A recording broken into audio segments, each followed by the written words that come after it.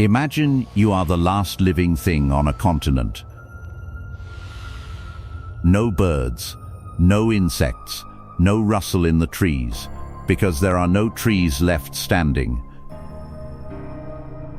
The river beside you is the color of rust.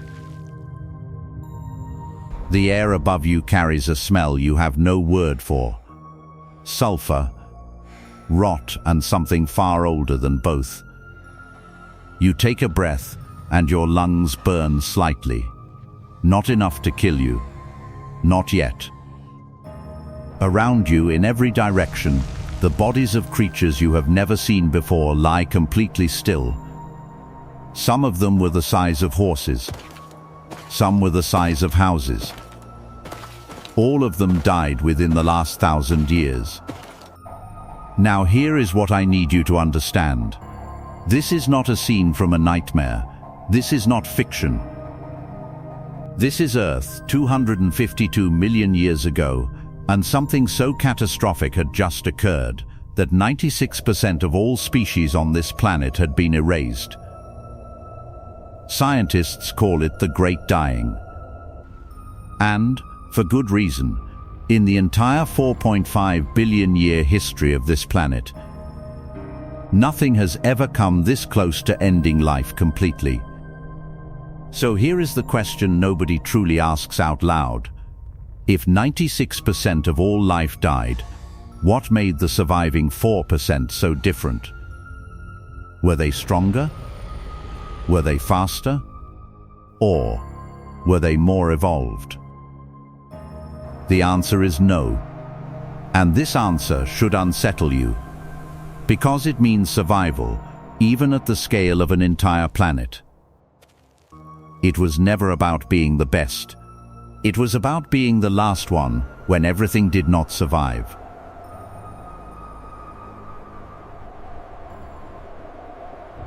This was 252 million years ago. The Permian period, the longest stable chapter of complex life in Earth's history, was ending. The supercontinent Pangaea dominated the globe. Shallow, warm seas wrapped around its edges, teeming with creatures of staggering variety. Trilobites still crawled across ancient seafloors, having survived for 270 million years already. Synapsids, the distant ancestors of every mammal alive today, ruled the land. The Gorgonopsids, apex predators with saber teeth the length of human fingers, patrolled forests across what is now South Africa and Russia. The world had taken hundreds of millions of years to build this richness. It felt permanent, indestructible even, but nature had other plans. Beneath what is now Siberia, something catastrophic awakened. The Siberian Traps, one of the most violent volcanic events in planetary history, erupted. Not one volcano, not one eruption. A continent-sized wound tore open in the crust of the Earth and refused to close for nearly 1 million years. The lava fields that remain today cover approximately 2 million square kilometers.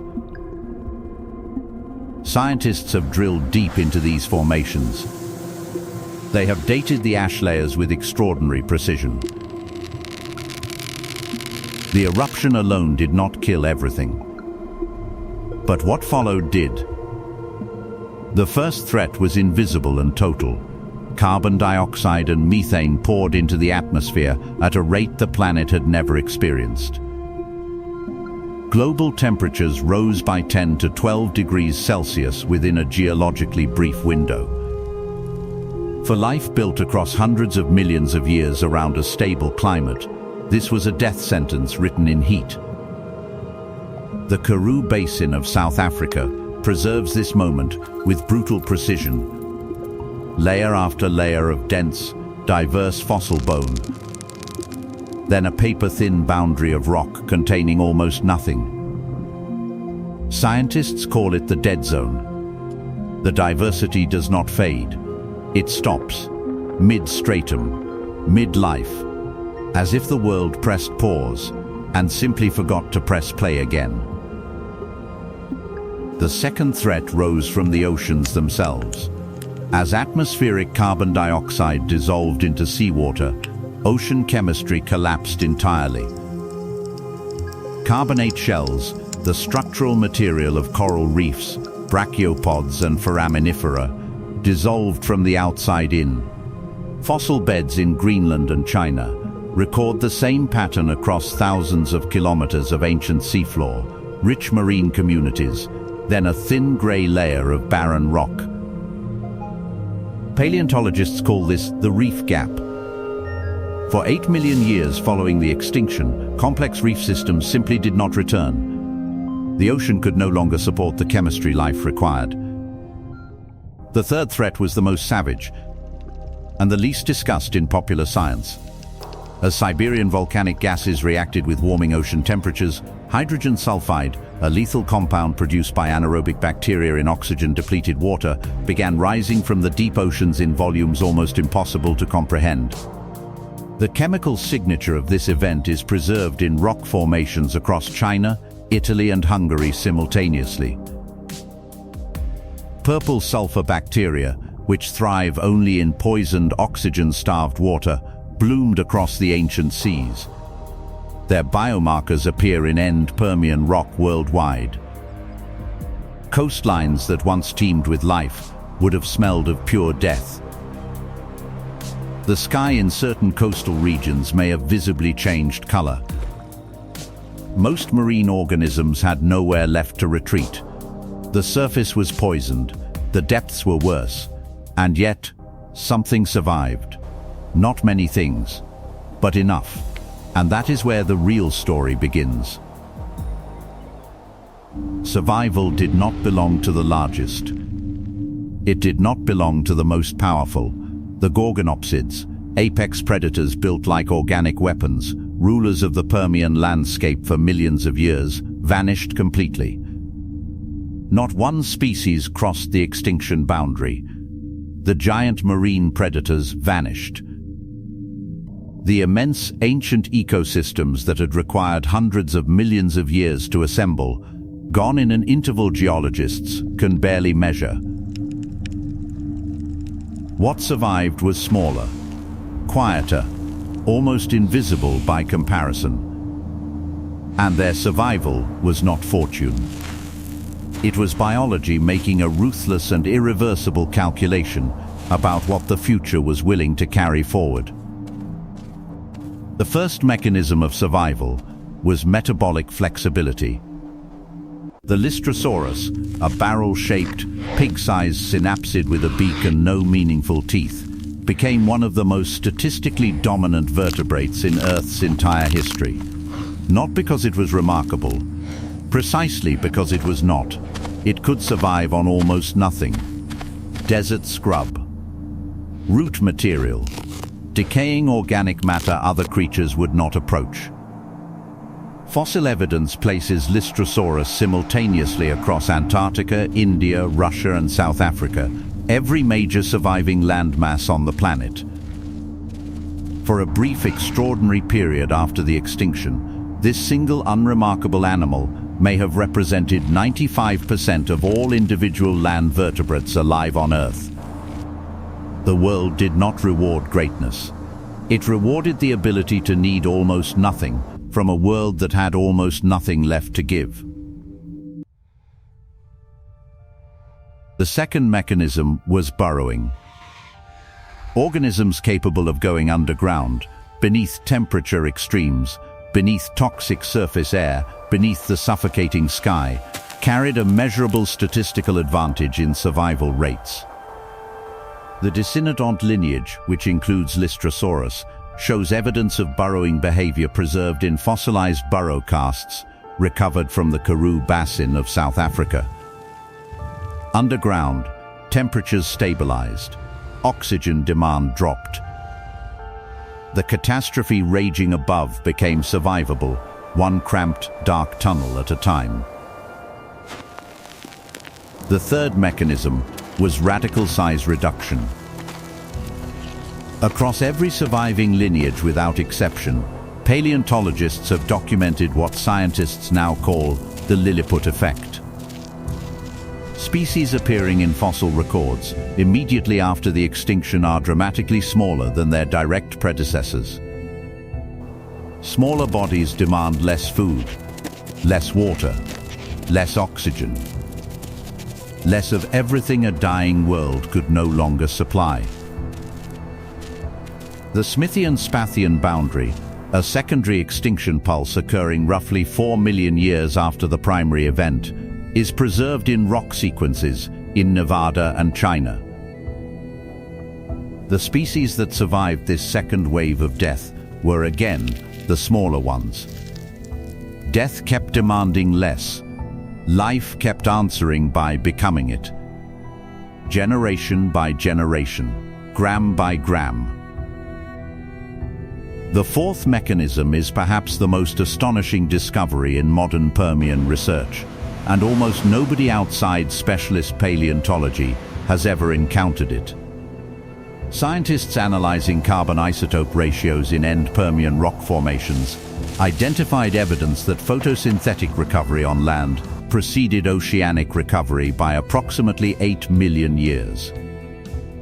Seed-bearing plants with deep established root systems survived in isolated refugia, protected highland pockets with different local atmospheric chemistry. These scattered green islands, surrounded by dead and barren landscape, became the first anchor points from which any biological recovery was possible. Life did not rebuild from the ocean inward, as scientists once assumed. It was rebuilt from isolated pockets of breathable air outward. And survivors crossed a dead world toward the only oxygen still worth the effort of inhaling. If worlds like this fascinate you, every Tuesday and Friday, Lifonix recreates a new lost world of prehistoric Earth. Subscribe so no episode passes you by. The fifth mechanism was the one that changed everything permanently and pointed all of biological history in a new direction. Approximately 4 million years after the extinction, a lineage of small warm-blooded synapsids called cynodonts began developing adaptations the Permian world had never produced before.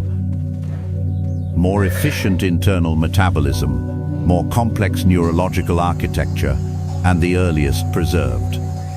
Evidence of extended parental care for offspring. These animals were not yet mammals. They did not yet have the capacity for conscious thought, but the pressure of surviving in an almost dead world was quietly reshaping them, selecting for brains that could adapt faster, for bodies that could regulate their own temperature, for behaviors that bound families together against a hostile Earth. The Permian extinction did not simply erase 96% of life. It erased the version of life that had existed for hundreds of millions of years, and in the vast, terrible emptiness it left behind, almost by accident, it created the precise conditions that made intelligence not just possible, but necessary. The planet that emerged from the far side of the Permian was not the planet that entered it.